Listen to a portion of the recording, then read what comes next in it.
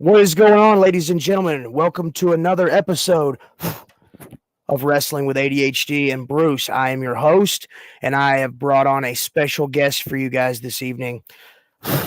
24-year veteran in wrestling, hailing from the great state of Texas, one half of the amazing tag team, Los Crudos. My special guest, The Sauce. I'll be right there. Hold on. Okay. I'm here, guys. There he is. Hey, what's going on, man? Doing great, man. Thanks for having me on. Very excited about this. It's very excited, but also thought about it continuously and compartmentalized it in my head and organized it in my head for hours. So now I'm glad I'm on. So heck yeah. Hey, and I've let people know several times, like with ADHD comes technical difficulties. And we were going to be on last night, stuff happens, and now we're on now. So I'm glad everybody could be here. Whenever they start to pop in, it may take a minute or two. My viewership is not as big as I would like to be, but I'm on episode 4, so we'll hopefully it'll pick up eventually. Nice. So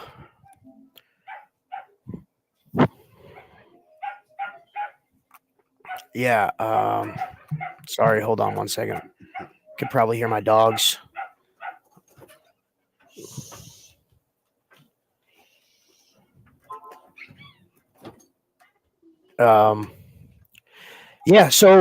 Just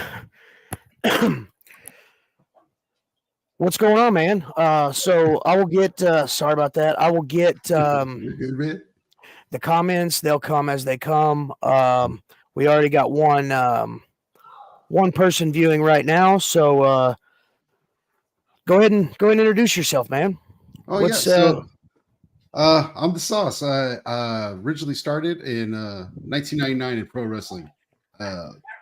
Came up through Texas, West Texas area, and then just kind of slowly traveling across the country. And from there, I took about 10 years off. I tried to live a normie life, and about 5 years ago, I came back and formed a tag team with Avon Axel, Los Crudos. And so we've been a tag team going on like 5 years now. So heck yeah. Yeah, great dude. He's coming up. He's gonna make some noise this year. So probably the hardest worker in Texas right now. So he's definitely gonna make some noise this year. I'll probably drop all his socials at the end of this. So, just so you can get some attention to him too. Oh, for sure.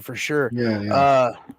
I've only got to watch you guys work 2 or 3 times. But man, I've watched a crap ton of your videos. I tell the people that watch this, that watch the show, to definitely check y'all guys out. I try to open people up to new things, and so I really want to push y'all guys. on here, I want to give y'all guys props and give y'all guys shout outs, so that definitely appreciate it. For sure. So it looks like I've got about 3 people on right now. People usually, like, the weird thing about it is, like, they won't want to log in and watch, for an hour or however long we go. Uh-huh. But they pick up and they watch afterwards. I got a lot of followers that like to pick up afterwards. They don't want to creep around while things are going. So I got you. So hello 3 people out there. Hello 3 people. we're back to 2. I don't know. I guess they were like, he called me out. I'll watch later.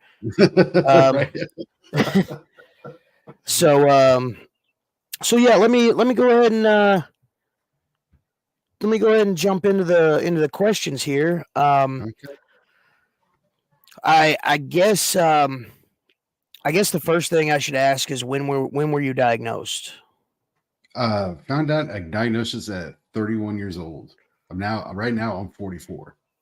Wow. Okay. So late diagnosis. Yeah, like I said, I've had some Yeah, people, that's right. Look, yeah, yeah. Scotty Wentz, he's a buddy of mine from around here, old school wrestler, really cool Scared me. guy. I scared him. Yeah. So man, one of the first questions I ask is how did ADHD affect you growing up? But I guess the question now is, since you were diagnosed late, is Right, right. how did how did how did everything kind of get wiped clear, and you were looking with 20, they always say hindsight's 2020. Right, right. So looking back, like how did that like diagnosis like kind of affirm some stuff to you, and then like also make you like be like, I see you dickheads, I told you I wasn't broken. Well, it was more or less like you're finally just analyzing, and your mind gets blown away because you're just like, okay, this is how it works.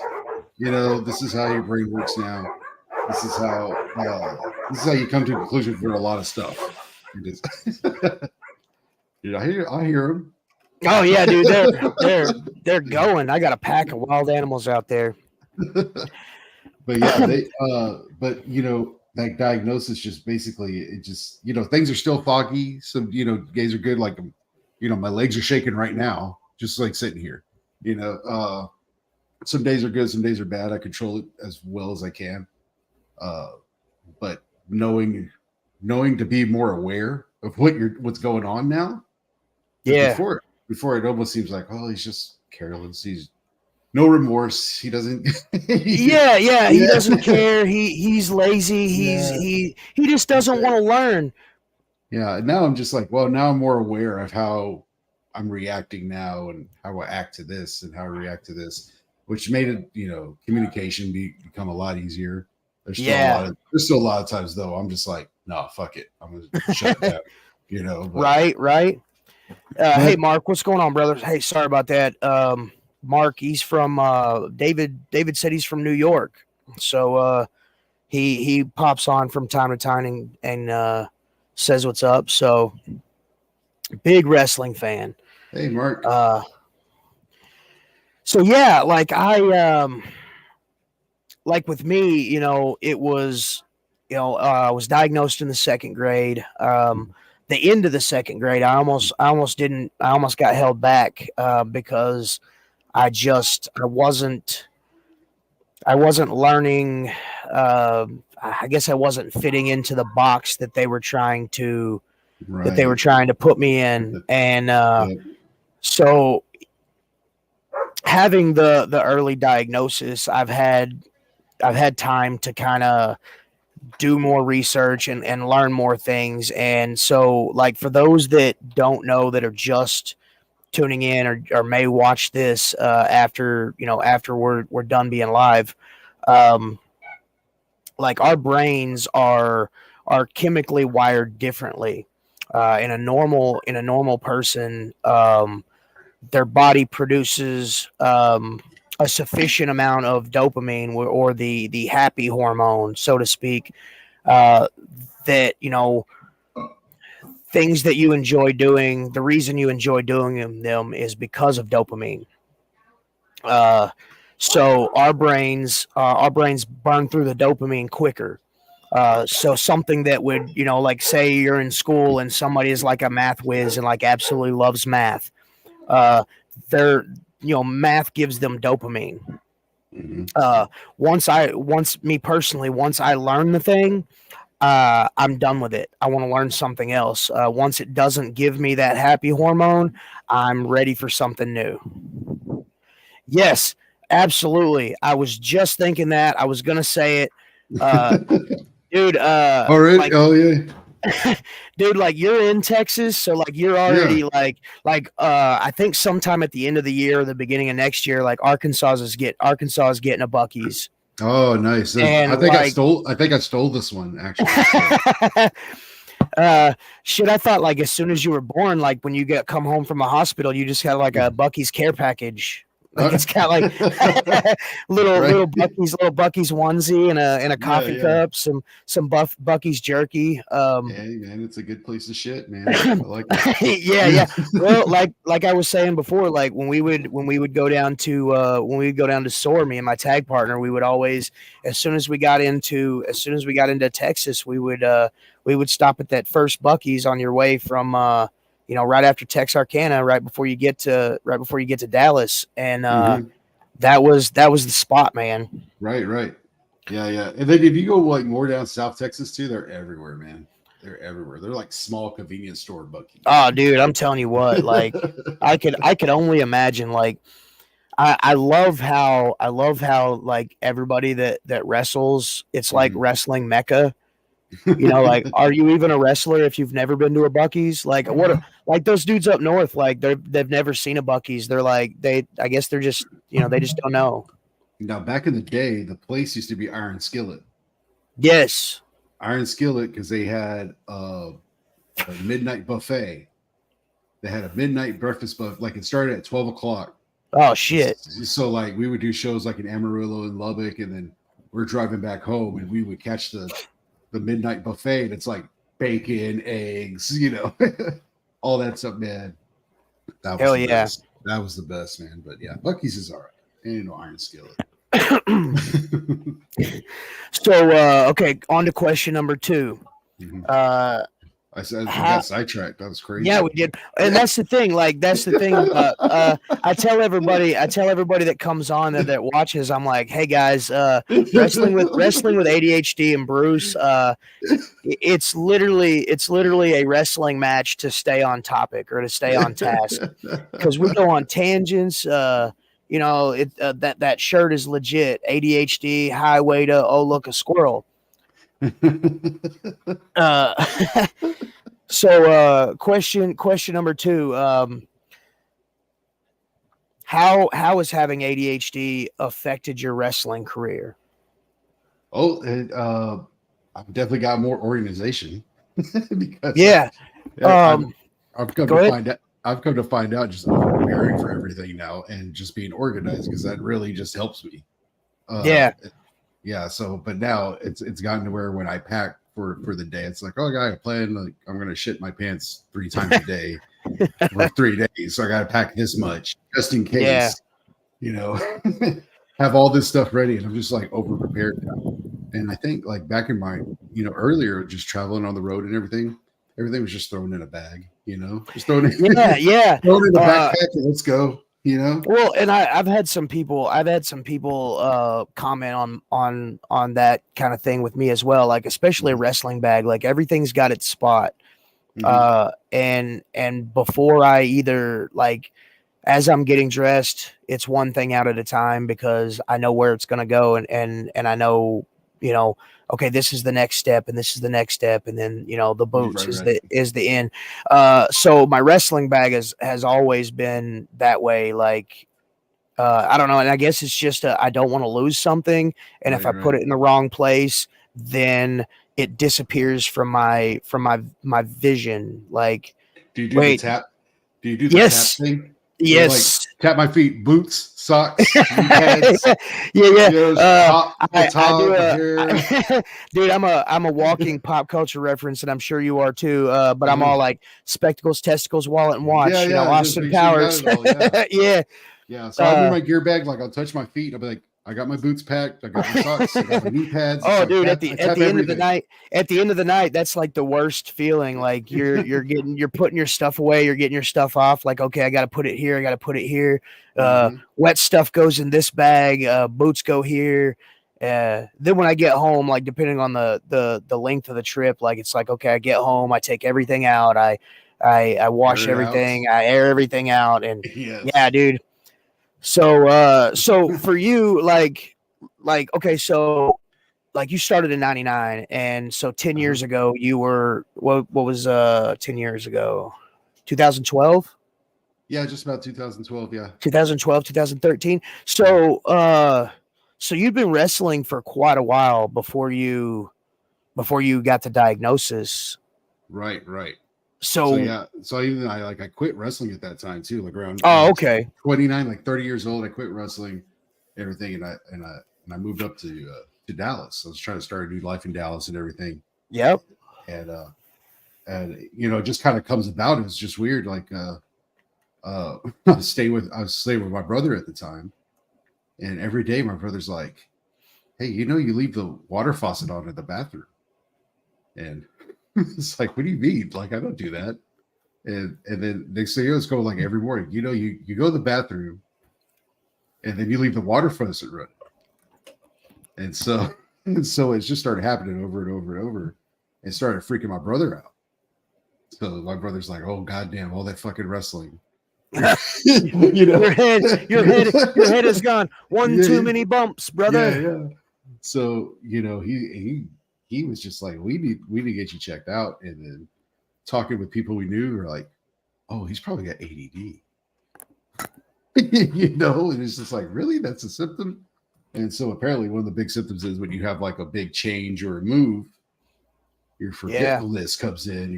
dude. 'Cause you're Yes. you're not in your routine. And so that was like me first living there in Dallas. Like I come from San Angelo, like a little West Texas town. So I'm living in this big city and trying to get routine and everything, and then forgetfulness happens. And so it's just like, and so I actually went to like a specialist, and they're just like, yeah, this is it. Tested me, everything. And they did this weird thing where it was like they asked me these questions about me, and then I take those same questions to like I took it to my brother, and he answers those same questions, and it just shows how they like line up. Just like, oh. Yeah.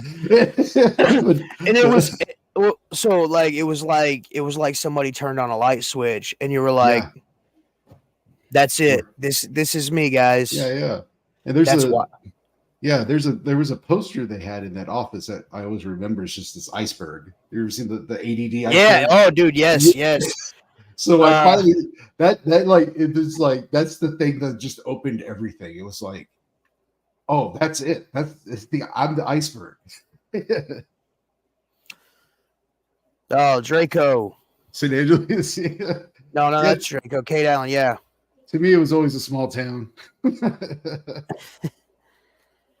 Well, like people that are from bigger towns, like where I live, it's a small town. I think there's a couple of thousand people, maybe Yeah, yeah. maybe a little bit more. Uh, so when I was in the Marine Corps, like I was out in California, and I loved driving in like big cities. I loved the hustle and bustle, and like I wanted so bad to just live in a big city. And my Right, wife, she's like, screw that noise. It's too much, too many people, too many moving things, and I'm just like, right, but my brain needs that, you know. I need to be engaged all the time. right. Yeah, I really like it here. Like the Dallas is like one of the best cities I've ever lived in. I don't know, but Oh, dude, yeah. I mean, well, like all the times that I was there, dude. I loved this the entire atmosphere. Like the entire place was just mhm. really super cool. Never ran into like you hear like people that are come from smaller towns are like, oh man, all them city folks, they're so hateful and mean, dude. Everybody I ever ran into in Dallas was just freaking super nice and never Right. even like the dudes like outside of like the gas stations like at Yeah, yeah. late at night, super cool people, like just Right. Yeah, I've had a pretty good experience here. Like I love Fort Worth also. I live in the colony now, so I'm kind of like north part of that, but it's just so spread out and huge. And 30 minutes can get you to like a totally different place of Dallas that you looks completely different from the other oh place. dude, yeah. You So know? like yeah, So, it's never a dull moment. Like it's right. almost like, well, it's almost like Arkansas weather. They're like, oh, if you don't like that it's raining, just wait 30 minutes and it'll be snowing, Right. or it'll be, yeah. But I mean, like that's kind of the same kind of similar situations. Like in Dallas, you can literally 30 minutes in a different direction, and you're Right. almost in a different city, which is super cool. Right. The traffic shit sometimes, but still, Oh man. yeah, It's yeah. it's not Houston or Austin. I mean, come on. I mean, So I always said like out in like when I was out in California when I would come home on leave, like even do they call that the panhandle of Texas, that top part, Yeah, the Panhandle. the Well, little square bit? the Panhandle people call it West Texas, but I'm like, Oh nah, wow, it's no, up no, north. San Angelo's West Texas. I mean, I'm So like like y'all are the Panhandle. so like the whole trip straight through for me was 26 hours. Like if I drove it straight through, Jeez. Yeah. and now I'm not a super huge fan of that, but like I can do it. So for me, like the longest trip was that little probably 3 hours, 3 hour spot driving through Texas up Mm-hmm. at the top, right, So right you've been before through you. Amarillo, right? Yeah, oh dude, yes. Oh Yeah. gosh dang. Like it just felt like it was so long. Right. But like I had some buddies, I had some friends that had actually got out and whereabouts Texas did they live? Huh? Rhino? I can't remember. I'm talking to my wife. She's literally right over there. Yeah. Welcome to bed with me and my wife. uh, Bring her on. Bring her on. No. no, she said she would hit me. She said she would hit me if I. Oh no! Oh, dude, Get, I don't mind big cities, but NYC was too much. They want to talk about hateful city folks. Need to come to NYC. I've heard that. I've heard that. Like, I've been to NYC a couple of times. Yeah, if you I want to like it get there. if you Not want to get bad. punched in the mouth, just go to New York. I Hey, ain't how's it gonna going, die. Pop? No, I mean I just heard rumors like me being from Arkansas.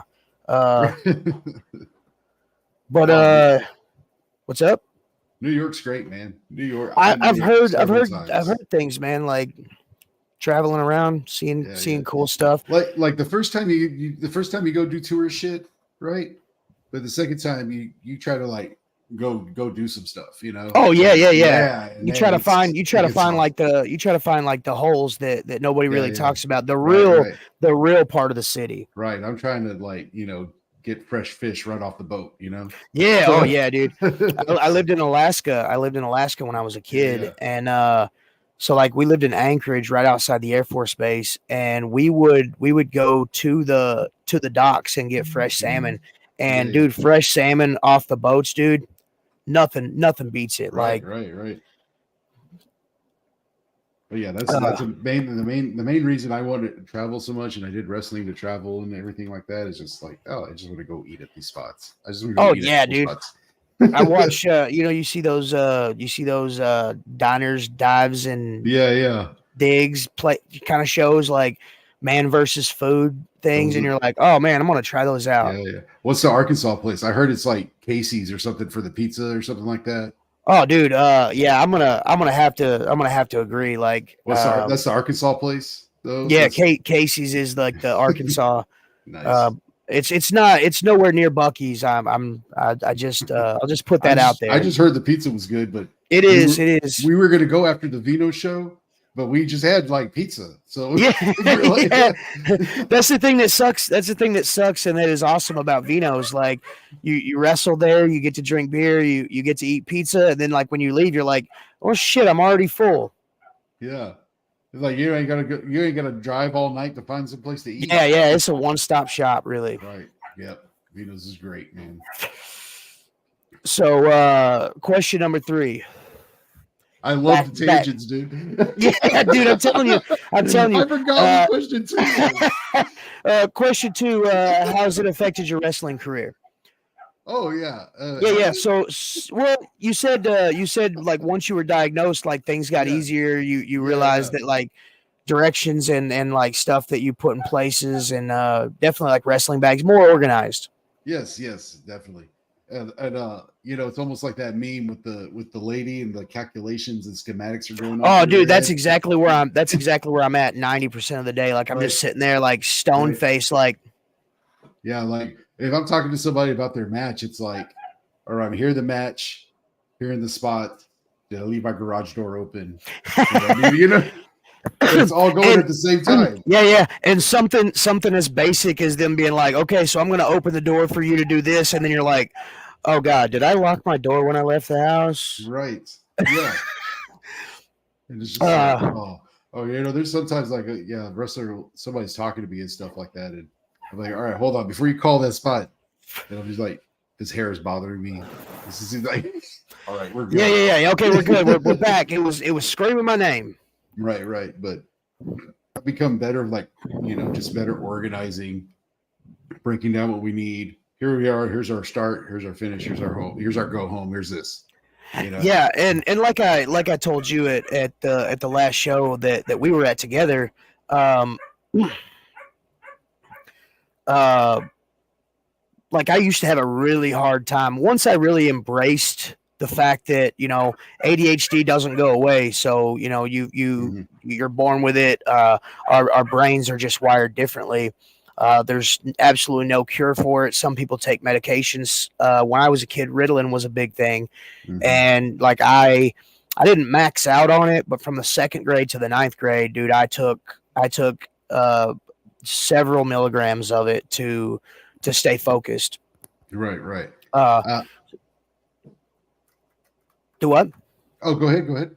Oh, okay. So, my thing, like one of the things that hindered me for a long time before I really kind of, was like, okay, I've got ADHD.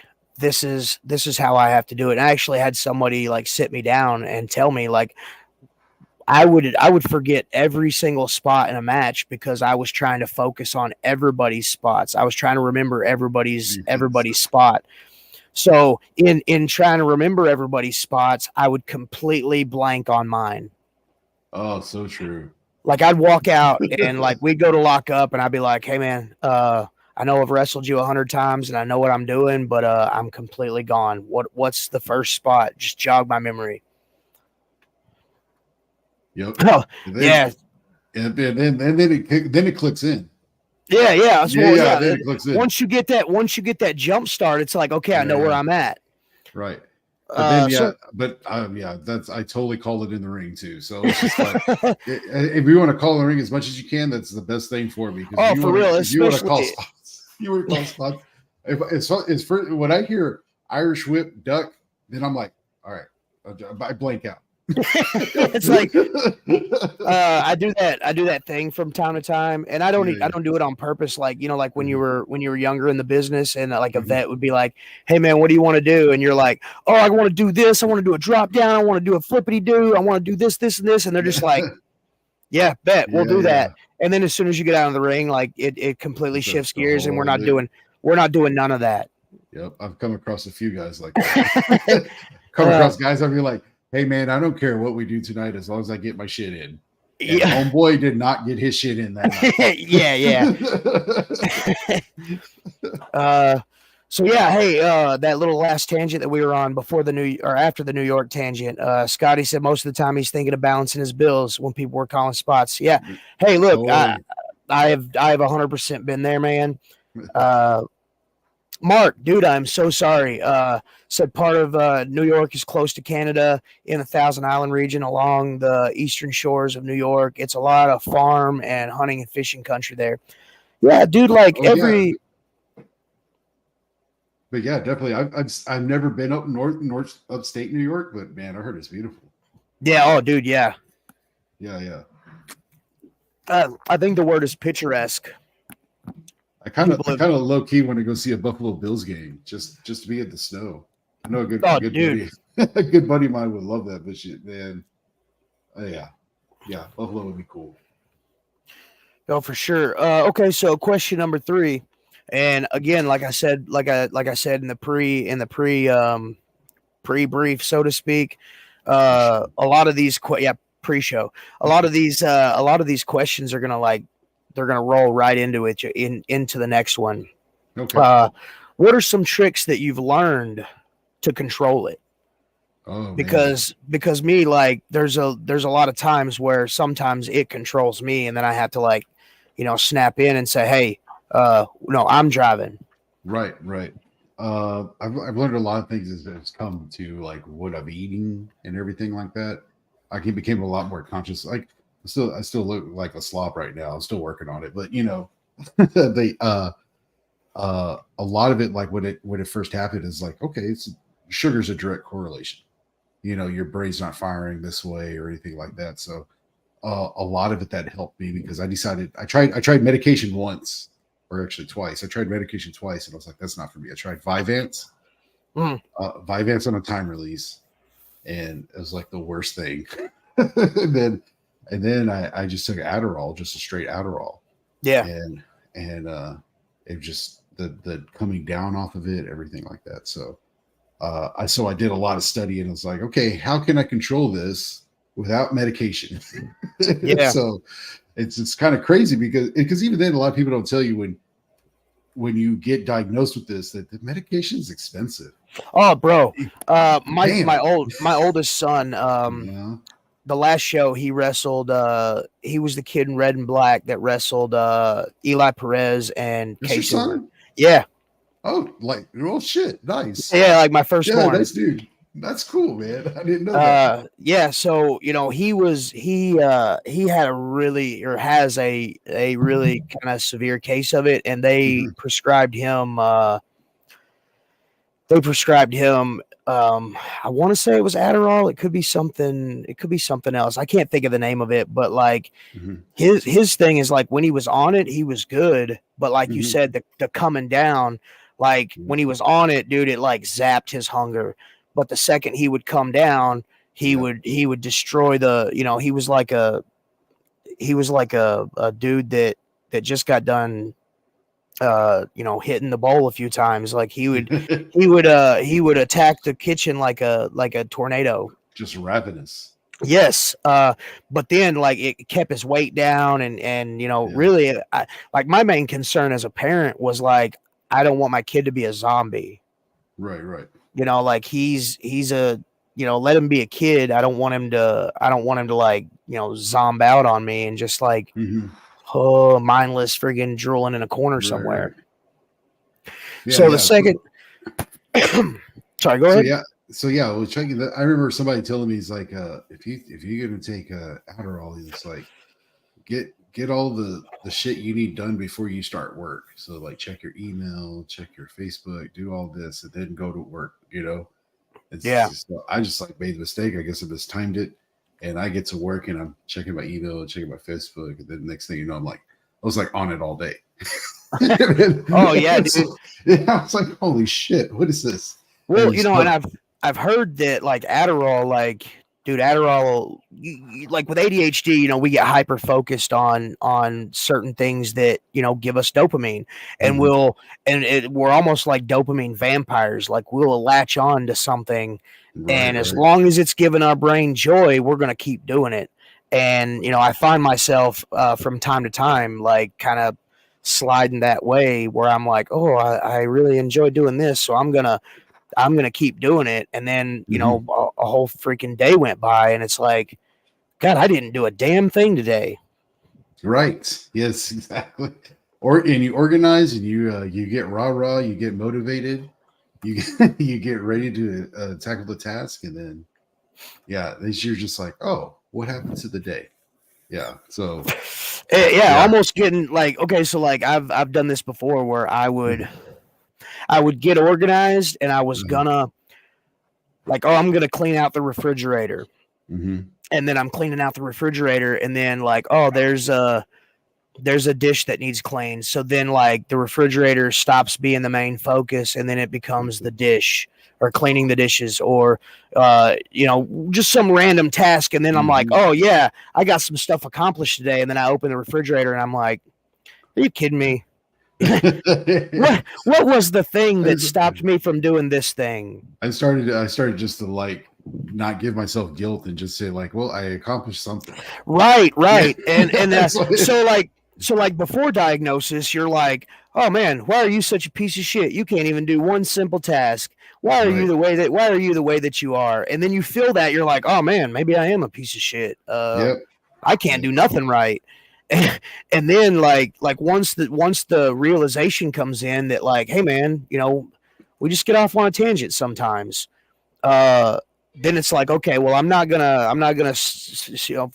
hyper fixate on the fact that I can't get this one thing done, because then look at all this stack of other stuff that I did while I was while I was off on that tangent. Sure. Right. Yeah. And it's like I was productive in some way, but now I just gotten to where I just don't feel guilty for not being productive Oh, for now. sure. Yeah. Yeah, Well, because and it's that's, like growing up, like with ADHD, Mhm. growing up with the diagnosis of ADHD, in the second grade, you don't know, you're what, 7, 8 years old. You don't know what that means. Mhm. Your doctors or your parents are like, oh, well, it just means you learn different. Okay, that's all it means. Mhm. But they don't, because like back when I was diagnosed, like in 90, 91, 92, they didn't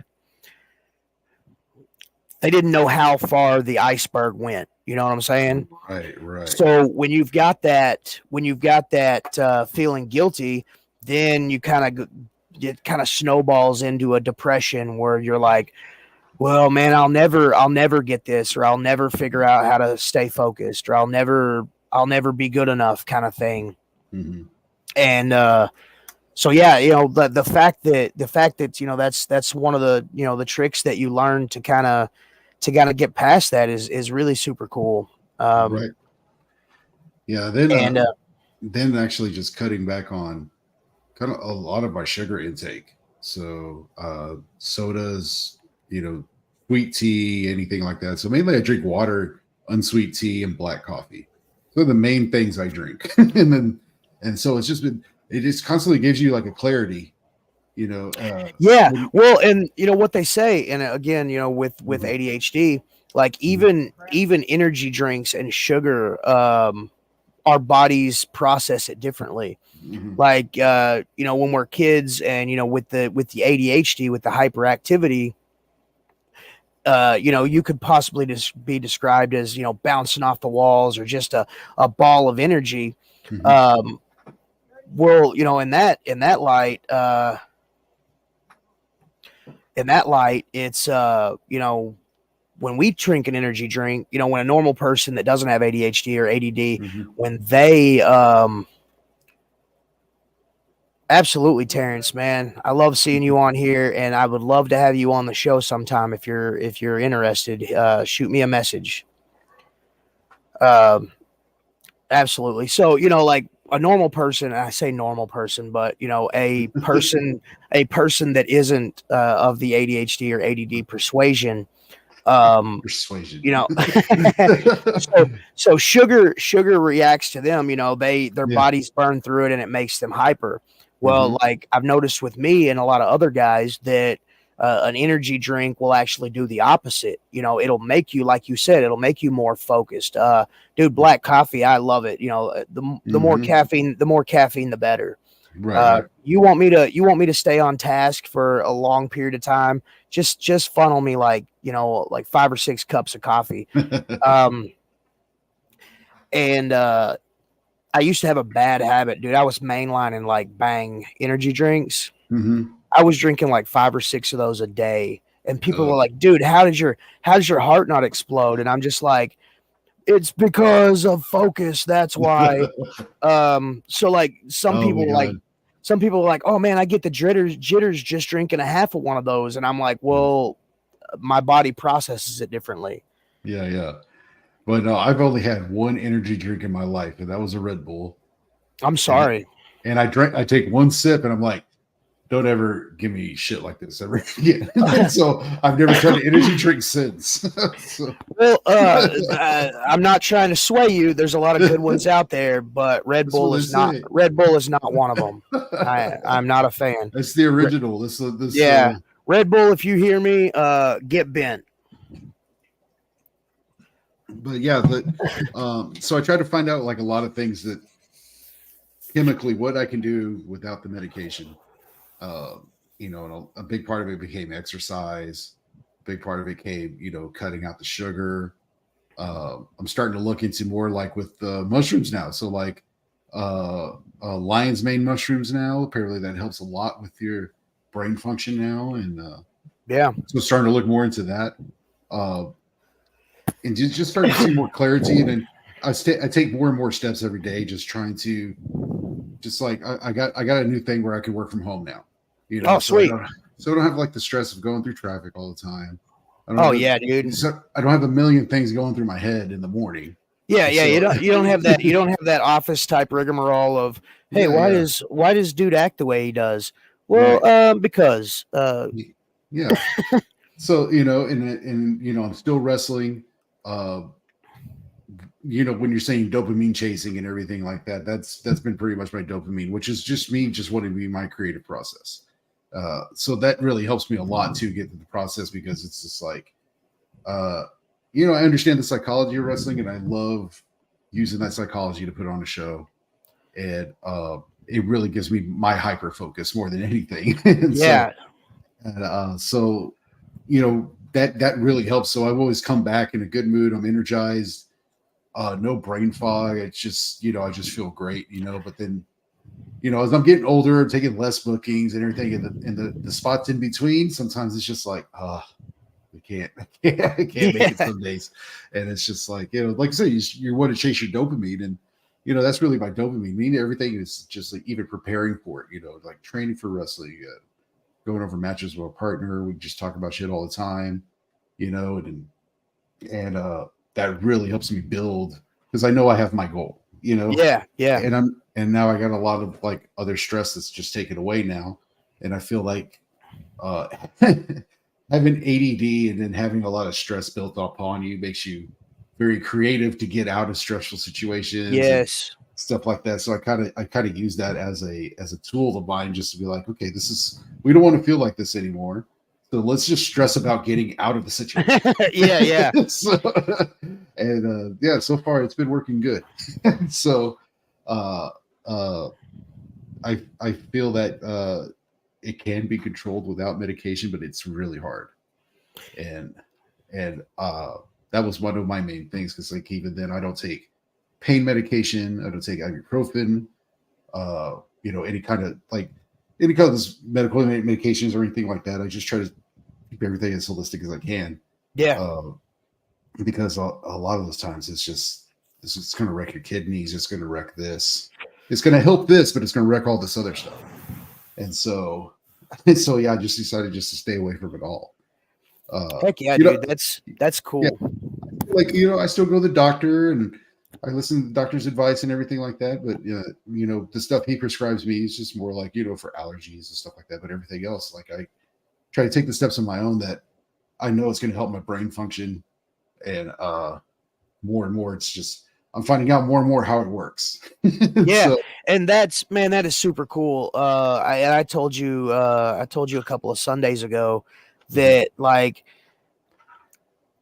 it's it's cool hearing your story and how a late diagnosis, kind of opened things up for you and how you research it and how you try to uh not trying to plug the show, but how you wrestle with ADHD because all of us that have ADHD, mhm, it is a wrestling match because it's like you're wrestling to stay focused at times. mhm, You're wrestling to like me. I have a lot of hobbies. I do a lot of things. I try to keep my plate full because I'm an addict for dopamine. I want to mhm. everything that I do. I want to enjoy doing, and the second that a thing doesn't give me that joy that it gave me before, I just put it down. Uh, earlier in my life, I would just completely forget that thing and find a new thing. But I realized that it's almost like we fall in and out of love for wrestling. You know what I'm Mhm. saying? Like you've been in the business for a while. You're like, man, wrestling isn't doing the thing that it used to do.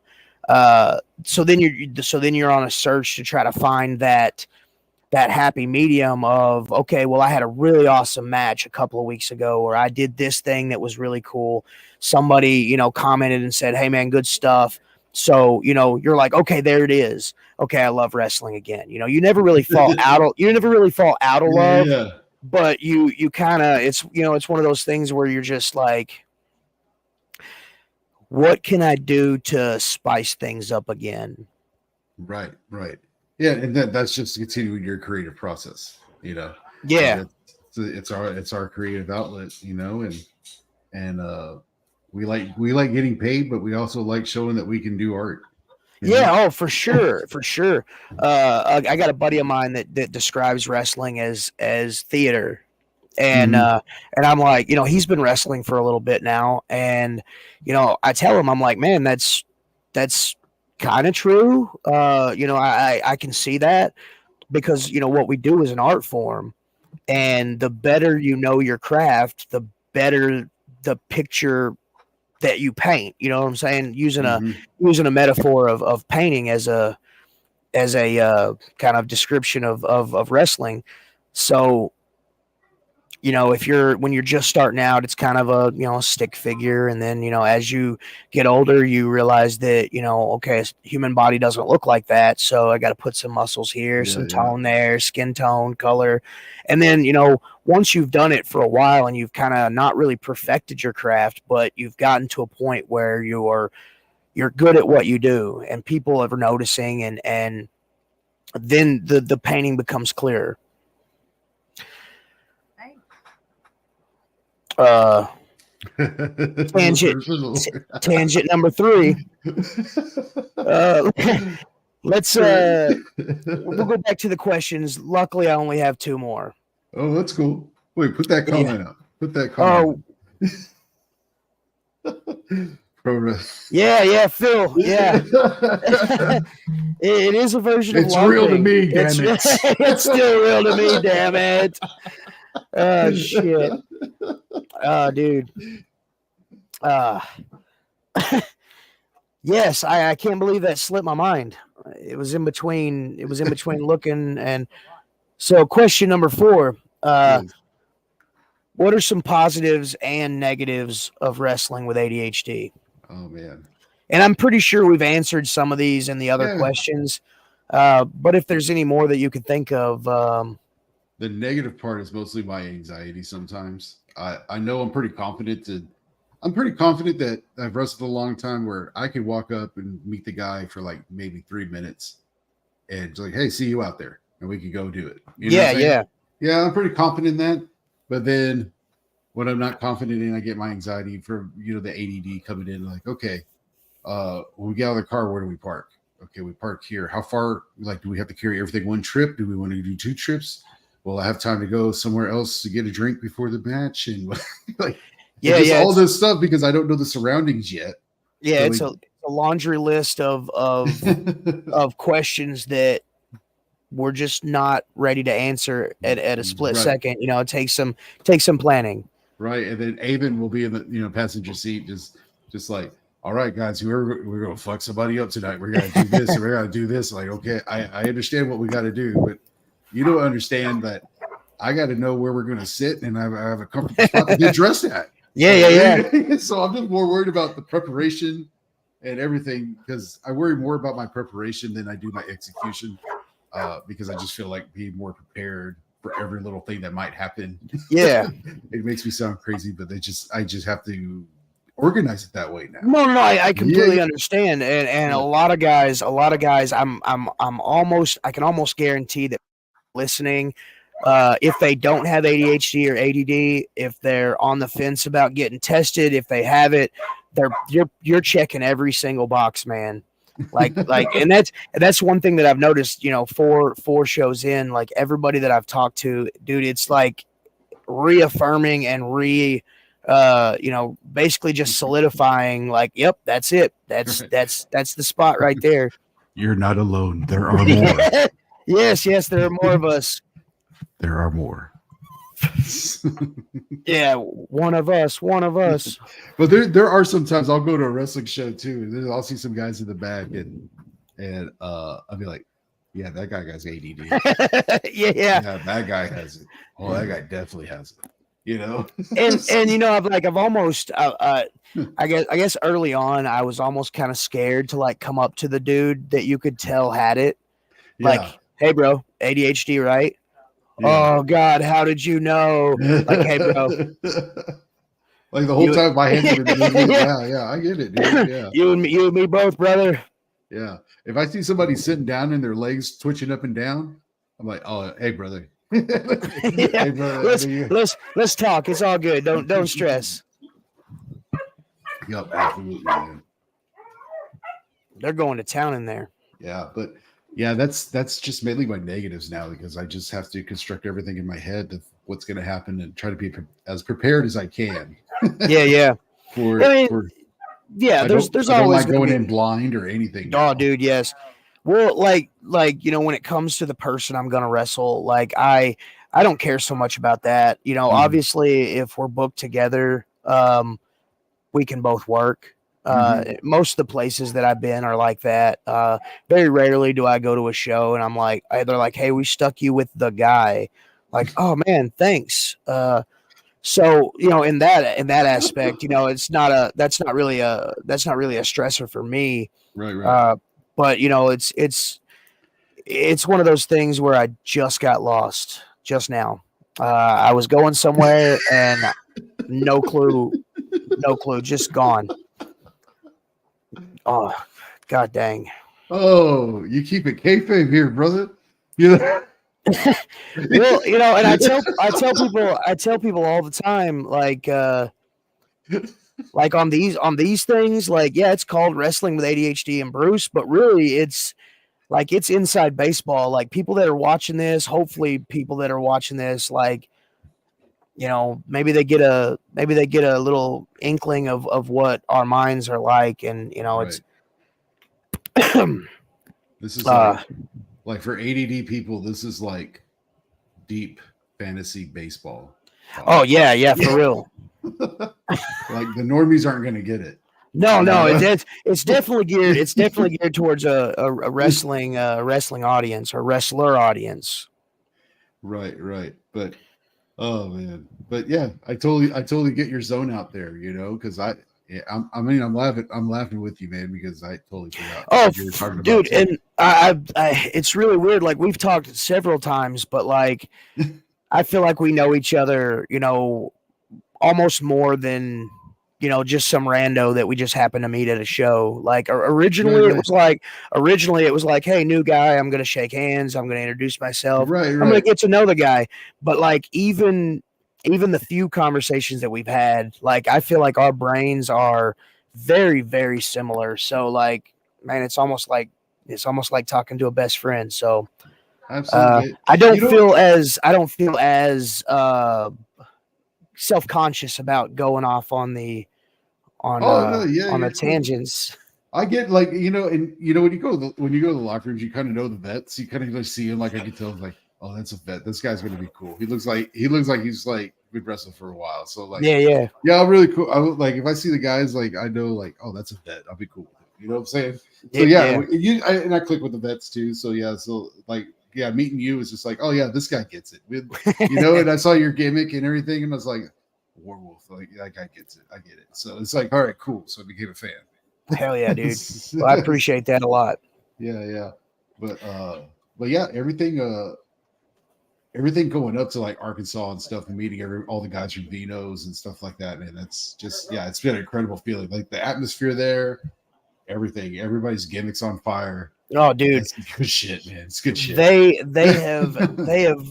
have like cracked into a gold mine because like there's no place in the entire state of Arkansas, there is no place like Vino's. You know what I'm Right, saying? right. There's, and you've seen them several different shows. There's crowds that are hot. There's Mm, crowds that are lukewarm. There's mm. some cold points of the crowd. But like, dude, Vino's is just. Yep. I am so excited that we can be a part of that and really help that grow. So. Yeah, it's a magical place, man. It's a magical place. So, yeah, I'm glad I met y'all there. Because, guys, even then, when I saw your podcast too, it's like, dude, I gotta talk to that guy next time I see him. I was like, I gotta talk to the Wolf of War and tell him that I'm ADD as fuck. Hell yeah, dude. And dude, like, man, it was like when you told me that you were diagnosed, later, I was like, man, that's like a unicorn. Like I thought everybody was diagnosed when they were a kid. Like everybody looked at him like, oh, yeah, that kid, yeah, we don't like try to Right. teach that kid because he just don't care. But like, okay, so let's diagnose him. Oh, there he is. He's got ADHD or ADD. But then like again, like meeting you is like, oh my gosh. And then like I told you before, like a couple of buddies that are very seriously like talking about getting diagnosed or getting looked at least. I wouldn't Mhm. say like diagnosed because like this is, uh, a lot of our symptoms like Mhm. branch out into other symptoms. So like if somebody's like on the fence, if somebody thinks, "Hey man, I've been broken all my life. Maybe I'm not broken." For sure, you're not broken. Just just have a talk with your doctor, and if you don't get diagnosed with ADHD, you may find out something that you didn't that you didn't know about yourself. I think you do need to know because Yeah, for sure. there's a lot of times too. Like I figured out like why have you been undiagnosed for so long? Is because at a very young age, just with stuff, children's stuff that's chaotic a little bit.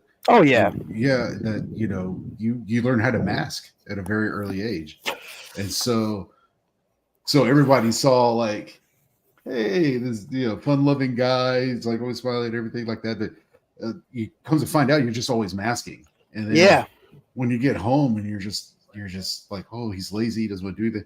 You're just exhausted by the end of the day. You're mentally just you just keep on going. Your mind's going like this, and then you try to project a certain way so nobody thinks that you're sad, upset. You're not thinking about. They just want to think that you're just a happy person, and so yeah. that nobody thinks anything bad about you. Well, and you yeah, exactly. You want people to think that you're that so that they don't Mhm. think anything is wrong. Right. So like dude, like masking, I tell people all the time like masking is like one of the hardest like tiringest things that you could do. Yep. And You know like now that I've gone to where I'm trying to deconstruct it more and just not mad, it's like so now I'm trying to find a hard time. Like, okay, who do I really act like? yeah, yeah. Well, yeah. Because- I was telling you at the at Vino's, yeah, like yeah, I've almost created a like a sign language, like American Sign Language. I just call it American Normal, yeah. where like I'm when I'm around certain people that I know are kind of, I guess, for lack of a better word, safe that know Hmm. me. I can sort of kind of be myself and be that quirky, like kind of just random off the wall guy. Hmm. But like around people like my work where I work, I put on a mask. I'm that normal. I'm normal Bruce. You know what I'm saying? Hmm. And I try to just. I don't want anybody to be like, "Oh man, that came out of left field, Bruce. Why did you why did you even think that? That's the weirdest thing I've ever Why heard." would you say that? Yeah, why would exactly. why would you say that? We were discussing something completely different, and then that Right. just you just pulled that out of the ether and just just what was the thought processes that made you think that that would be an appropriate thing to Right. say in the middle of What does this Excel spreadsheet have to do with an elephant shitting all over the floor? yeah. Uh, oh, that guy over there, he said the elephant in the room, and that just kind of made me think like nobody can see it. Exactly. So, Just tangents, man. Uh, I guess the last question, what? Let's say a young you. okay. Um, so you right now goes back in time. What would you say to young you, or somebody in your situation that was going undiagnosed for so long, and maybe they're out there and they're like, "Ah, man, I'm a kid and I'm watching this just to kind of get some insight." And what would you tell a younger you? A younger me, I would have told a younger me because I think a younger me was a little bit more adventurous. Uh, pre-diagnosis, like going to shows, and I used to travel alone by myself, And now if I go travel, it's like, okay, are we gonna have a place to stay? Are we coming back the same night? Are we doing this? We're doing this. Which before I used to just take off on the road, but I would definitely tell my younger self is like, don't hold back on this. You need to get this figured out because uh it's gonna explain so much. And then as you can become more self-aware of everything, you know, uh, it's just doing myself a service, I guess, I'm a firm believer of everything happens for a reason. So, everything that's led up to this moment. It's everything's happens for a reason. Yeah. And, so now I'm here talking about it because like if my younger self did find out about this, I wouldn't be here right now. Yeah. Oh well. Yeah. I Yeah, could see that. I could see that. But Yeah, man. I dig that. but yeah, uh, it's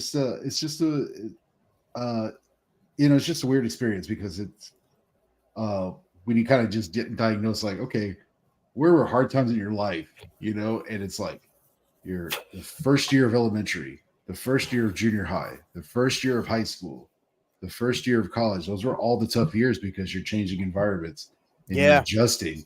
And so you had these really hard times where you missed out on a lot of school. You did this because it was just so hard adjusting to those. And so now, now I've done it better. Like right now, we've moved into a new house, right? So Heck yeah, dude. my adjusting right now, it's very minimal, but it's like forgetting stuff, getting irritated, everything like that. But back in younger days, like first day of junior high, it's like, oh, anxiety, ball of anxiety all day, and it takes me a year to settle in. So Yeah. 7th, 8th grade were great. Freshman year, terrible. Yeah. Sophomore, juniors, So highs and lows. Yeah, and like it's all about moving. It's a big experience that's happened, and that triggers your ADD. Yeah. So I think a lot of people that are undiagnosed should notice that if just say like you move to a new apartment, just notice, aware of your surroundings, what you're doing in that new apartment versus what you're doing in the old apartment, because you're gonna be like, oh, because you have a trouble adjusting. You move into a new city, you're going to have trouble adjusting. I think preparing more for that, it kind of made me aware more of what I was feeling at the time, because those periods of adjustment were just like, oh, I can't do it. I can't do it. Yeah, and then you kind of crawl into your shell, and mm-hmm. I think that's really good for younger people to hear, and even adults that may not know, maybe never got never got looked at or never got thought of, like we're not broken. Like there's if you're a kid that's just moving to a new school that first year and they have ADD, they're going to struggle. Yeah, for sure. They're going to struggle because they don't know what's happening. They don't know the routine. That they're going to lash out. Yeah, and that's what happens. Yeah, and just coming to realize those, it's just like, yeah, it's a crazy thing. It's like, and I try to describe it to people who don't know, like when I you're damn right, buddy. Dude, he said that Vino's is Ferraris with bicycle brakes. You damn right. Hell yeah, buddy. Buddy, hey, dude, Buddy's fucking cool, dude. Dude, no, like for real, like okay, Buddy so and Chris are fucking cool. So me and my tag partner, a couple of years back, for like almost 7 years straight, we did this gimmick called Beer 30, and I strongly believe that Los Crudos and Hell Patrol is just Beer 30, but like to the max. Like we would come to the ring drinking, didn't matter what show we were at. We were beer drinking, rednecks. We're just harder drugs. We're just harder drugs. Yeah. But like totally, like the first time I heard of Hell Patrol, like I'm in this Missouri wrestling chat group, and they shared a picture of Buddy and Chris, and dude, it looked like me and my tag partner, and somebody had wrote on it the new Beer 30. And so like I started doing some research. I'm like, who are these guys? I hit up Will. I hit up Will, and I'm like, bro, tell me you know these guys. And he was like, oh yeah, super cool guys. And then they get booked up at this company that I wrestle at now. And then like we just kind of struck up a friendship, dude. Like super cool dudes. You were about to kick their ass, weren't you? No, not at all. Well, and look, the thing about it is, like, we want to go to war with them. We want to go. Well, like, I was like, my first thought was, well, I'm not doing Beer 30 anymore. I'm doing the werewolf thing.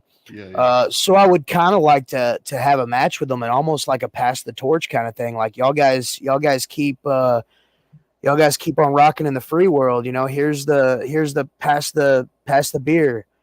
Right. kind of a pass the torch kind of thing. And I actually shot that to Chris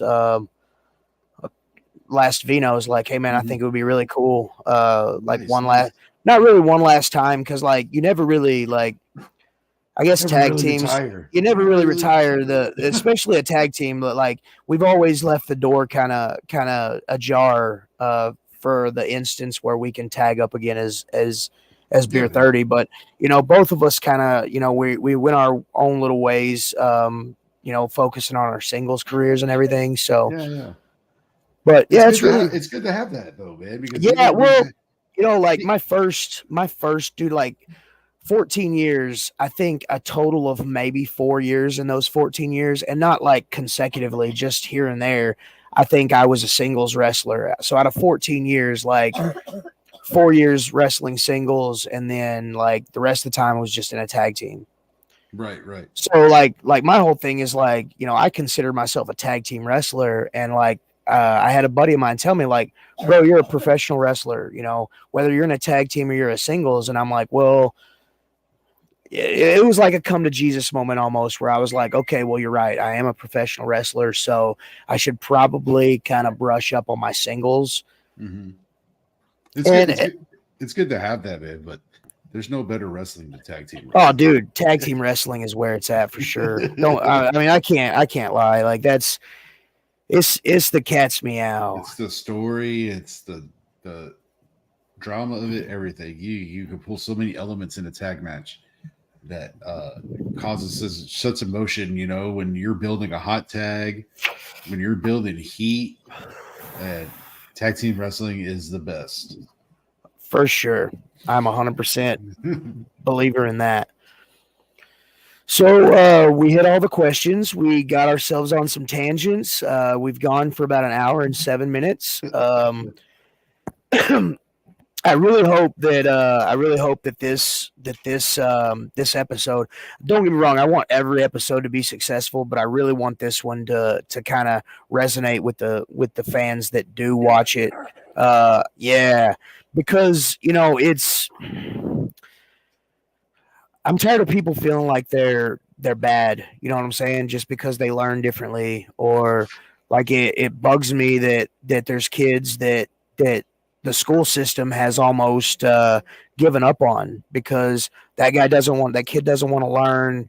He's obnoxious when I'm trying to teach. He's in his book bag or in his desk. Uh, yeah, I just want people to recognize that, you know, the last guest I had on, me and him, Brad Skimmelhorn, we actually, he was like, man, that it seems like they could get like teach a course for teachers that just focus on kids with ADHD, because the way we learn is so different. Um, Once we learn it, it's almost like, okay, I've learned it. Give me the test. I want to get done. I want to go on to the next thing. So I really hope this one it's helps some adults that have ADHD. it's definitely not over. You get diagnosed. Yeah, for It's sure. Oh, and that's one thing. That's a really awesome message to put out. yeah, I would but it's a almost lot of say, change. It's a lot of change. yeah, and some people would say that, like, oh, I'm not a fan of change, but like it's changed for the better, really, because you're Yeah. able to understand yourself more. You're able to maybe explain some things from your childhood, or even from young adulthood, that you weren't aware of.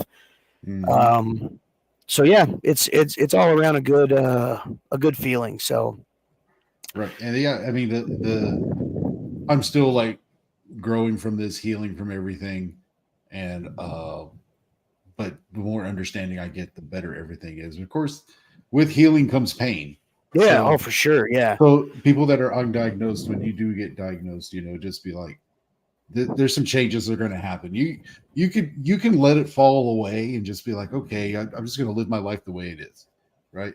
But in the back of your head, you're aware of what it's going on, and then yeah, now you're just like, oh, it's my ADD. It's my. Then you're going to just get tired and just fix it, yeah, So, but the people that get diagnosed or they don't know you're diagnosed, definitely get diagnosed because you just got to know.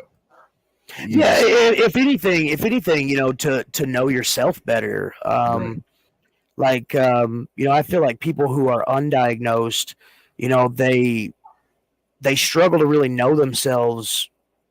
I wouldn't say fully, but Mhm. you always wanna know who you are and why you do the things that you do. And I think the best way to do that is to know that aspect, because in my opinion, it is such a big part of our lives that it would almost not make sense to want to know that side. Right, right. So, but yeah, I'm definitely glad I found out, and it's still very much a work in progress. I'm thinking what 14 years after diagnosis, and still a work in progress. But every day gets better. Yeah, and Buddy made a good point. I think we're gonna use that as our finishing point. So yeah, it answers everything when you're diagnosed. We're hunters in a world of gatherers. I'm gonna hunt your ass next time I see you, buddy. You hear that? We're keeping kayfabe. It's still real. It's still real to us. Damn it. I'm still sore about it, buddy. So, and also shout out to Terry Funk. Yes, for sure. Terry Funk. All his family and friends and fans, man. That's I had a brief interaction with Terry Funk. Fuck you too, buddy. I had a brief interaction with Terry Funk. I wrestled a show in Amarillo at the Nat, which is the national, and this is where Johnny Cash played and Willie Nelson. It's a famous old country hall. Hank Williams played there. Everything. hell yeah, dude.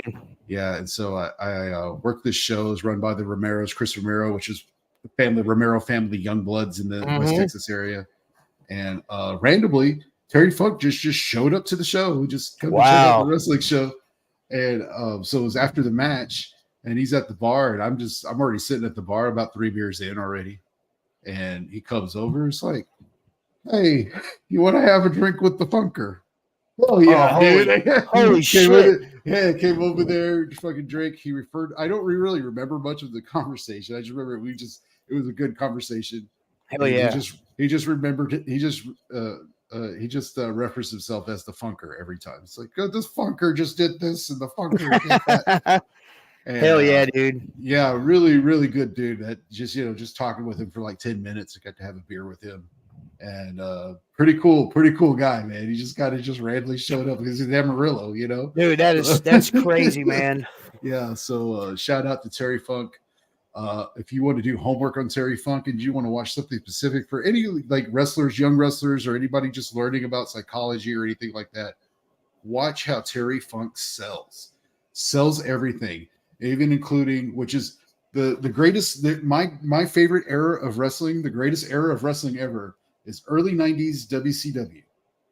Then if you go watch that, you'll see a lot of great Terry Funk selling. A lot of great Barry Windham. But more than anything, you're going to have like a lot of great technical matches that you didn't think had technical matches back then.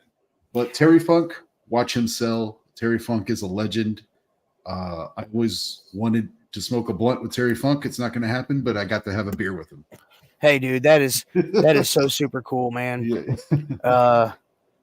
Dude, I can only imagine. Like, you probably were like, "Is this Terry Funk? Did I just have a beer with Terry Funk? What the hell, man? That's super cool. That is super cool. Yeah. So, but yeah, dude, I really enjoyed it. This is pretty cool, man. I do appreciate you, and I tell everybody that I have on, like, I've got a list of people that I'm working on bringing in, but I would love to have you on again, man. Yeah, absolutely. Part two. Part two. We can talk about like my existential crisis in my. Oh, dude, and I will do my best not to piggyback with my own. Let's do it. Hell yeah! So everybody, thanks for tuning in. Right now, I literally have zero people watching, but Crudos, El Borracho, even Axel. Hell yeah! Thank you guys.